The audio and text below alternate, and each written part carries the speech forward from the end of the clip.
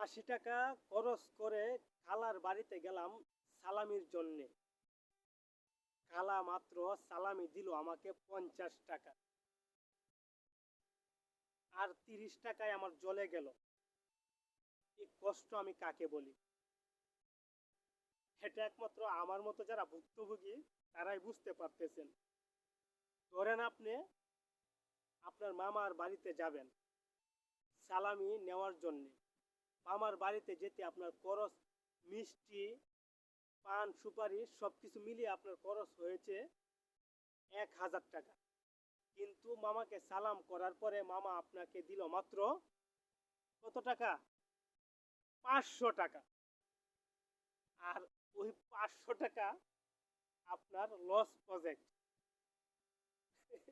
এটার সাথে আমি নিজে জড়িত, এই কষ্টটা শেয়ার করলাম। এটা অন্য কারোর সাথে হয় কিনা জানি না, এটা আমার সাথে হয়েছে।